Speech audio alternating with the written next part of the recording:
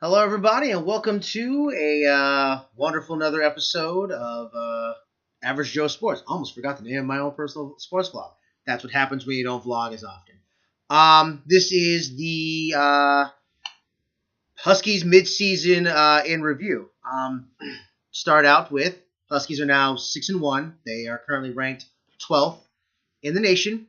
We had our first loss against ASU. Final score of 13-7. And I'm not going to give you a whole lot of stats because let's just face it, if we all stayed up that late enough to watch the game, we understand that the Huskies need a little bit of work, and the bye week couldn't have come sooner, to be perfectly honest with you. The kicking game needs to be worked on, obviously, because, let's just say it's not very good, okay?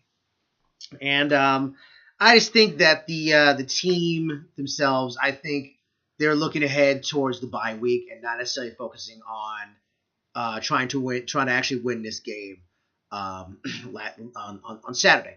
That being said, seeing that we are in the bye week, Dogs don't play again until next week against UCLA, which I will have a big reveal what time that game is. Unless you've already looked up, then fine. That's cool with me.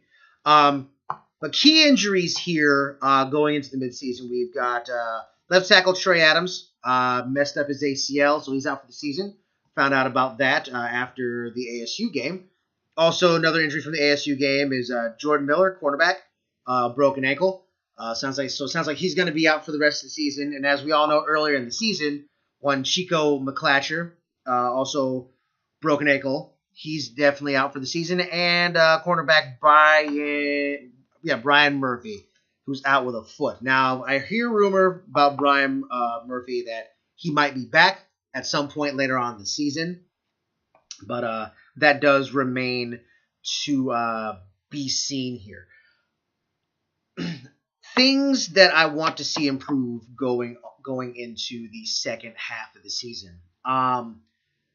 We as fans have seemed to be getting more and more comfortable with the idea that the Dogs are, in fact, a second half team. And while that's all fine and good, we saw last night, not last night, but Saturday night, what happens when the team kind of falls on that, hey, we can get them in the second half, we wind up losing. Again, despite the fact that the final score of the ASU game was 13-7, make no mistake, ASU came ready to play. They came fresh off a bye week, which isn't an excuse, but they had an entire week to actually game plan for this game, and number two, they were able to make Jake Browning uncomfortable. They kept rubbing receivers off their routes. The defense came ready to play, as did the Husky defense as well. But I actually think that ASU definitely came with a much better game plan and was able to frustrate everyone on the Huskies' offense. So I want to see the Dogs actually become a complete team. Because again, there's 4 quarters in football. Okay, we can't just turn it on. We, as in obviously I'm the one who's playing, right? But I don't want to see the team actually continue to fall back on their laurels, because again, if this is any indication of what could possibly happen, I have a funny feeling Apple Cup could get really, really interesting. And I still think it'll get really interesting. Cougs lost on Friday night as well, so they're also 6-1. So no undefeated Apple Cup, but I still think that the road to the Pac-12 North does go through the Northwest. I personally think so, and I actually think it stops at Apple Cup, and take the records, throw them out the window. We'll get to that one later on in the season.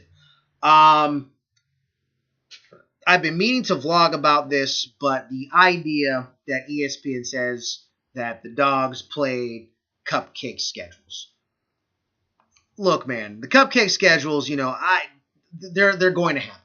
They really are. And we know that next season, the Dogs will be starting out the season versus Auburn in Atlanta.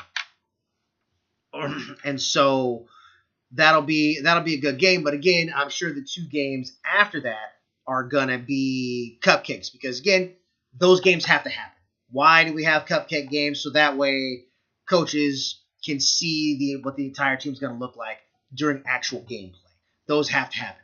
But I will say this because it needs to be said that, hey, at least the vast majority of the Pac-12, aside from Stanford and USC, at least we play all of our out of conference games in late August and early September. And why I said aside from Stanford and USC, because their third and final out of conference game is a traditional matchup versus Notre Dame.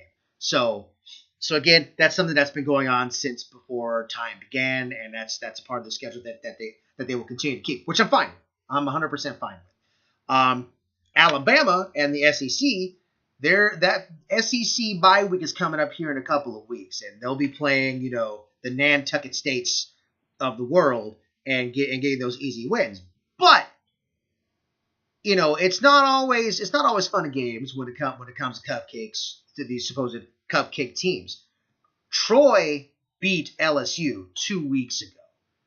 That was supposed to be a cupcake win for them, for LSU for homecoming, and they wound up losing. And it's not like they got boat raced. They just straight up lost. And again, they paid that team to come up and take that butt whooping, but it didn't happen. They wound up being the ones being on the short end of the stick. That one. So the games do matter at the end of the day, and that's why you play them. Again, you got Troy, you got Appalachian State, and to a certain degree, you've got Boise State, but Boise State's no longer surprising to anybody. You got North Dakota State, who also beats Division I teams as well. So, take it for what you will, but, the cupcakes are on the schedule for a reason, and that's why they're there. ESPN, you can suck it up and deal with it, or you can quit talking mess about the Pac-12, mainly UW. Sorry, Coach Peterson actually had to come out and say it, but that's just the way it is. Now, speaking of game times, finally, the Dogs for homecoming will be playing UCLA at 12:30 p.m. Oh my God! I know, right? A game before 5 o'clock. It's finally happening. It seems like it's been like 3 years since the Dogs have played before 4 o'clock, or even before 5 o'clock, for that matter. So I'm excited about it. Homecoming and all its festivities. The Husky Band will actually be doing a pregame of with all the former drum majors. We're gonna have like 28 drum majors. I think 30, including the current drum majors. But we'll be doing a little performance of bow jazz during pregame, so that's gonna be awesome. So those of you guys who are gonna be there, you can see me and my old self try to do this backbend thing that the young kids still do. I don't know if I can do it, but I've been working on it, so I'm excited. So yeah, homecoming, UCLA, 12:30. I'm not going to give you a preview because I told myself I'm only going to give myself 10 minutes to do this vlog. So I'm going to try and keep it short and sweet. So again, Dogs need to come with it in the first half and in the second half. And, we'll see what happens from here. Again, 6-1, ranked 12th in the nation. Right now, the idea of going to a Rose Bowl is completely out the window for the most part, but winning the Pac-12 is still just as important. Just saying. So that's me. That's my piece. Mid-season review. Go Dogs! Let's get it done next week. We're on bye. So yeah, rest up, get better. Peace out.